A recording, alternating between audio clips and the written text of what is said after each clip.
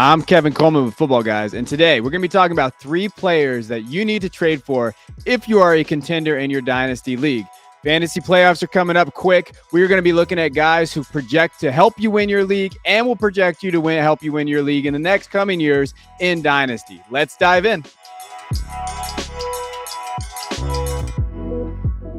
First up is Justin Fields. So I know before you get at me in the comments doing those things, Justin Fields has looked very, very good the last 4 games. So let me give you the numbers, and I'm going to show you some efficiency metrics, and we're going to talk about it. Passing wise, in the last 4 games, he's seen his completion percentage go up to 64%. 182 yards per game. He's averaged 12.6 yards a attempt. And I think that is the number that stands out to me when you're like, hey, maybe Justin Fields is taking that next step of his career. 5 touchdowns, only 2 interceptions. Now, the upside to him is his rushing ability. We've seen them develop their offense now the last 2 games around his rushing upside. He has 44 attempts. He's averaging 69 yards per game, 6.7 yards attempts, and 2 touchdowns there. So hat tip to Christian Williams, who pointed this out, another Football Guys contributor on Twitter. Now, he's averaging right now 21.2 fantasy points per game in the last 4 games. That would make him quarterback 6 in points per game, but he's also quarterback 2 overall. So we're talking about Justin Fields. Same Justin Fields that's been ridiculed and mocked.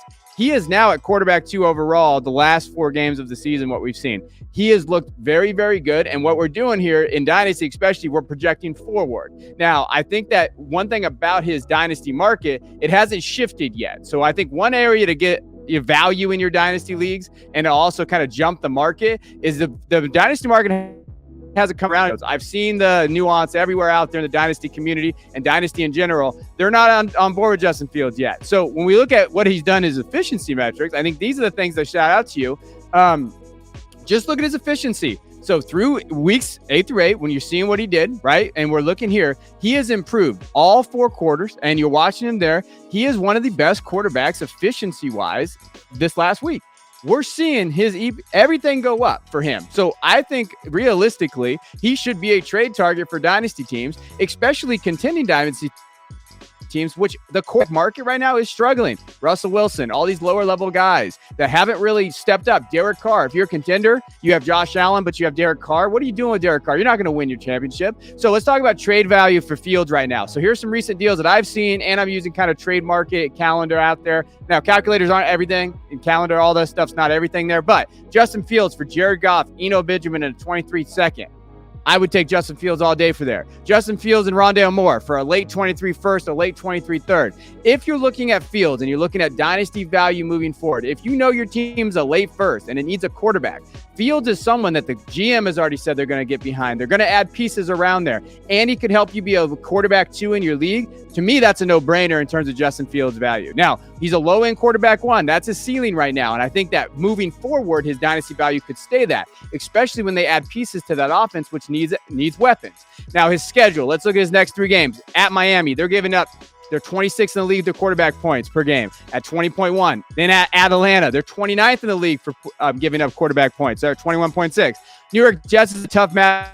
They're 8th, 14.3. But you could realistically see his rushing upside and what he's been able to do overcome that. Then the juicy one is week 17. He has a matchup, championship weekend against Detroit. They're 31st in the league with giving up fantasy points to their quarterbacks. If your team is good enough to get to that championship matchup and you add him, he could put you over the top, and Fields could be the reason why you win a fantasy championship. So keep him on your radar. Justin Fields is definitely a buy to me in Dynasty formats. And based on the market value hasn't shifted to what his play has been. Next guy, Tampa Bay wide receiver Chris Godwin. Now, we know kind of what's going on in Tampa Bay's offense. Hasn't looked great.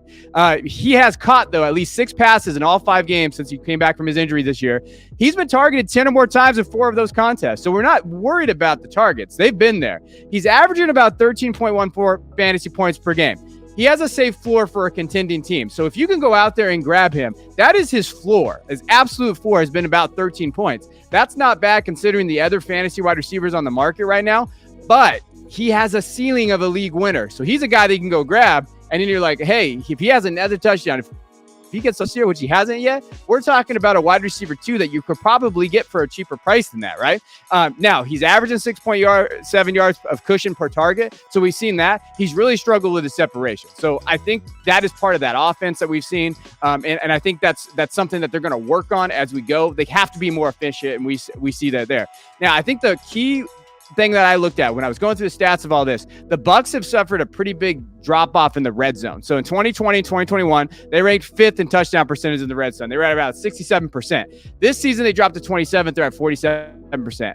But Godwin over those 2 years has caught 11 red zone touchdown passes in those 2 years.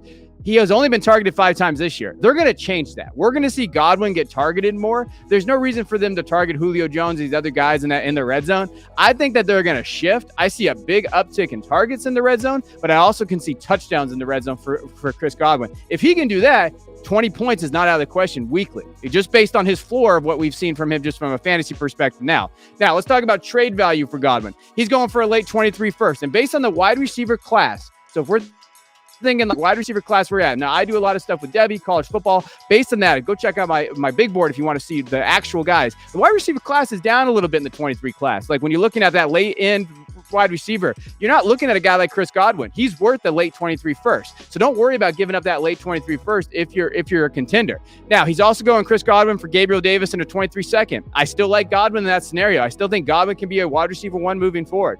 Chris Godwin for Ramondre Stevenson at 23 third. Again, I like Godwin in those formats and that value just because I think that you could be getting a wide receiver 2 value talent-wise based on the market that's out there. And in his dynasty outlook moving forward, he's going to be the wide receiver 1 of this Tampa team moving forward.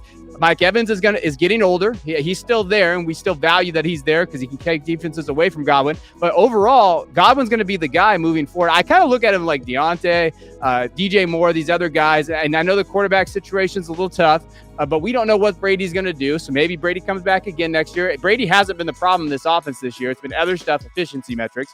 But I still think Godwin holds standalone value as a wide receiver 2. And I don't think giving up what he is going to kill your team. So go grab Chris Godwin in your dynasty leagues. Now, upcoming schedule, he's got favorable matchups in all the upcoming games. LA Rams, 19th in the league against wide receivers for fantasy points. Seattle, 3rd. That's a little bit tougher matchup. But then he's got Cleveland, they're 16th, giving up fantasy points to wide receivers.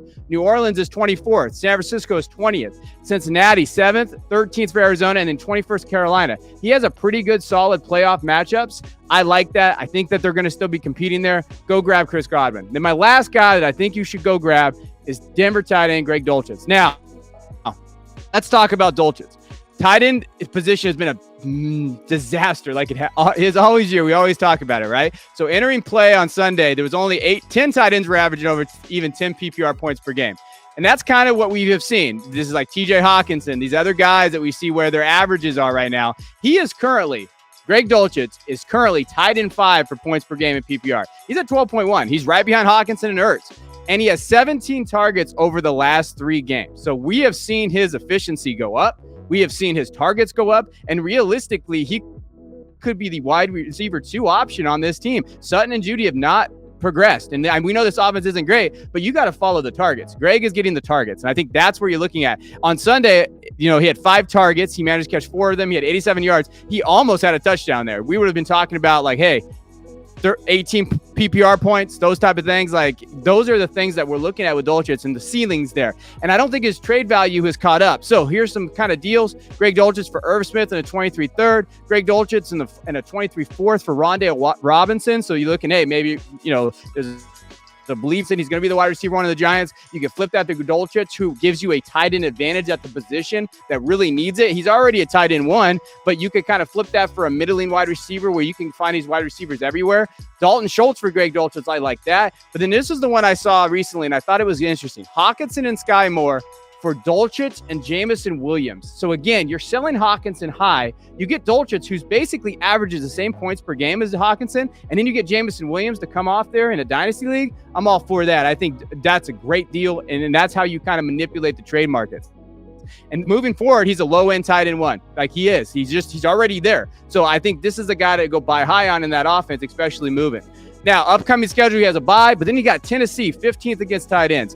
Las Vegas 30th against tight ends for points per game. Carolina 14th, Baltimore 18th, Kansas City 24th, Arizona 31st. He's got the Rams at the end, week 16 against their third, but then he's got KC at 24th. So he has a very, very favorable schedule. If you need tight end help, Greg Dulcich is the guy to go buy, maybe buy a little high right now. So I appreciate you. There are 3 targets that you should go out there and grab in Dynasty leagues. I appreciate your time. As always, you can find me on Twitter. There's my @ name on the screen. You can drop your comments below. Say, hey, what do we do with this? I love helping Dynasty trade values, and I love talking Dynasty trades and all of that. Find me on Twitter. Find me underneath at the YouTube comments. Please make sure you hit that like and subscribe button, because there's so many great people at Football Guys, and we have a wonderful team here at helping you win your leagues.